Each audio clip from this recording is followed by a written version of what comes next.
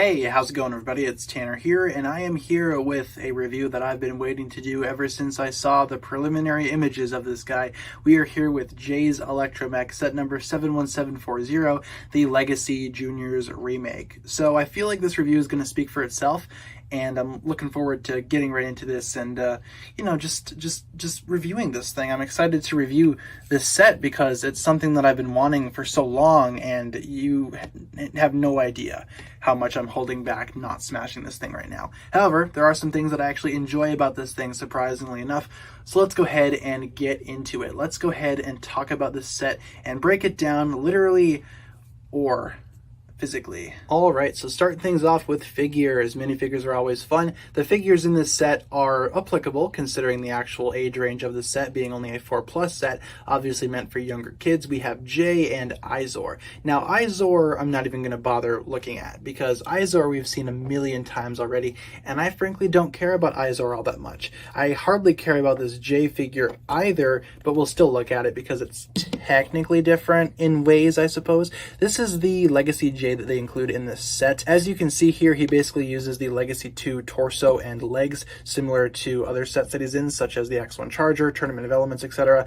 But he uses a Legacy 1 style hood, which is interesting. The hood has no printing. It's the exact same one as his original Legacy 1 form. I apologize, it's kind of up in your face there. That's an easier way of looking at it. But yeah, this Jay figure is not all that impressive, and I usually will just kind of keep him in the cockpit of this thing because that's pretty much all he's good for at this point. Now let's go ahead and discuss the other two characters that you get in this set. Now these guys are infinitely better than Izor and Jay, and these are probably my favorite thing about the set, if we're being honest. This is what I refer to as Scorpion on rock and Spider on rock. Basically how you would pretty much describe these things if you just saw them out of the blue. This is a Scorpion on what appears to be a rock. It's just a random Lego piece, but this is a spider on a rock. It's actually not a bad spider piece. The color is kind of bland on it, but it's worth it, you know. I like having that piece. I've got an overwhelming amount of these little blue scorpion guys though, so he's not all that great to me.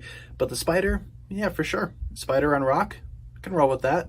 Not bad at all. Izor and Jay are going to be apparently fighting over this golden sai, which appears in this little temple thing.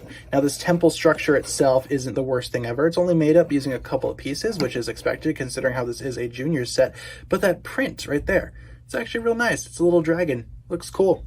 I don't know if this set is worth it just for that print. I'm sure I can find that online for cheaper than 20 bucks USD, which is what this thing costs, surprisingly. But no, this is a cute little temple, you know. It's nice to have that in there for the Ninjago fans that are actually of age to play with this thing, play with this thing. So yeah, that's pretty much going to do it for my thoughts on this little temple thing. Not a bad inclusion, but still very, very, how do I say, useless, repetitive, boring.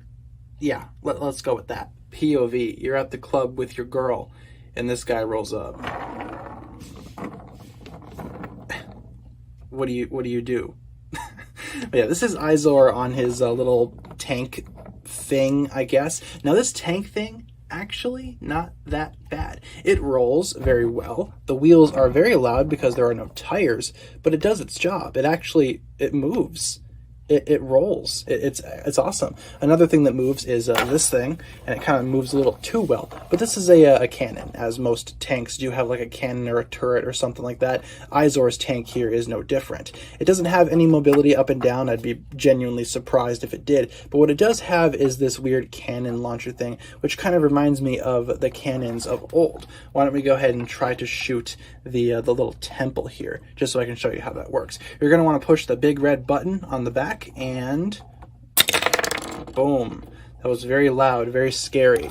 But yeah, the cannon is actually very powerful, and it's actually one of the pieces that I mentioned I was actually excited about in this set. This set isn't all bad. Like, all joking aside, it's not a bad set if you're just, you know, hoping for a parts pack. And even then, you don't really get enough bang for your buck there. But still, this tank thing is okay. It has a little bit of printing right there. You can see some wood printing right there, which is interesting. I guess that indicates that this is the front and this is the back. But honestly, you could just do this and it wouldn't really make a difference. You could basically do whatever you want with this thing. Yeah, neat little tank. I love the spinning function, and I really like that cannon piece. Otherwise, everything else on this little tank is kind of useless. So why don't we roll that out of the way, and we can look at the big Electromech that you get in this set. Come on, get out of there. Okay, now this is the Electromech, and it is incredible. I must say, I never really thought that a Lego set could actually irritate me, but this somehow does. Now, just getting a quick obligatory size comparison right out of the way, I have the original Electromech with me from 2015. However, it is modified a lot, and a lot of parts are different. I've switched out a lot of stuff, and the minifigure is not quite the same. But you can see a general size comparison there. You can kind of see how they stack up with each other. My revamp kind of maintains a lot of the original shaping of the original Electromech from way back in 2015, and the new one doesn't. The new one is admittedly very squat, very disproportionate. You can pretty much see what's going on. Looking at the thing head on, I don't even know where to start here. I think I'll start with the cockpit because that's what kind of irritates me the most. Just taking the entire upper body off of the mech and disconnecting it, the actual cockpit itself is not all that great. As you can see, Jay doesn't have any controls, any nothing. He just kind of stands there, almost like you're waiting in the middle of the shopping aisle for your mom to come back after she forgot the yogurt, and you're just standing there awkwardly waiting for the cashier to hopefully not scan everything before she gets back. It's kind of the vibe I'm getting here. I do like these little sticker things. I think they're cool, but they're not like controls. He just kind of sits there, which is awkward and weird. Reconnecting it to the lower body, something that actually surprised me about this thing is the level of articulation. Now, the articulation is very basic. You can do this, and you can do that, and that's about it, with the arms, of course. They have a full 360 ball joint rotation, you know, whatever. The legs themselves, though, are a little better. You can actually bend these knees, and they are ratcheted little legs. No knee, I don't know why I said knee, there's no knee joint here. There's just like a bent knee there already, so you can get some excellent squatting poses, I guess. But what I was really excited for, and what really surprised me, was the waist articulation. I, honest to God, gasped when I saw waist articulation. I was like, this thing has some level of redemption to it. It's crazy. Yeah, waist articulation, looking great. Feet, nothing. This arm, we already talked about it. This thing can spin, who cares? Let's go ahead and attach that other arm again. I apologize for being a little rough with this thing. If this thing can handle 4-year-olds, it can very well handle me. This is not meant for my demographic, but I'm very upset with it. In terms of on the back, that looks awful. You got a whole lot of nothing going on back there. You got these things that kind of stick out the top. I guess that's kind of supposed to give the illusion of some type of consistency or some type of actual acknowledgement of the original Electromech. But no, when it's all said and done, it just is, and there's really not much else you can do with it. In terms of the Electromech, I think there are some pieces in here though that I actually really enjoy, such as these shoulder pads up here. That's a genuine good piece, and you get 2 of them. Perfect. Again, these printed pieces aren't all that bad. I'm actually quite fond of the legs. I feel like if you actually get 2 more of those printed pieces. Yo, okay, excited. So in terms of the legs, I feel like they're not all that bad. I can certainly see myself using these for something else in the future, but you know, maybe on like the inside, as like the interior of something. Again, this section right here, the crotch, if you will, very unfinished. I mean, nice little zoom in there.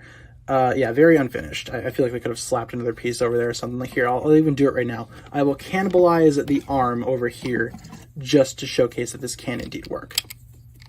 Come on, there, perfect. It's not perfect, but it's something, you know, it's certainly something. I'm not going to be modifying this thing at all. That's not worth my time or effort. Something else that I don't really enjoy, the arms are very hollow, as you can see. You can basically put your finger in there and wiggle it around a little bit, and whatever. My fingers are too large, apparently. The underside of the feet as well are just bright yellow discs, and all right, cool. It's the Electromech, allegedly.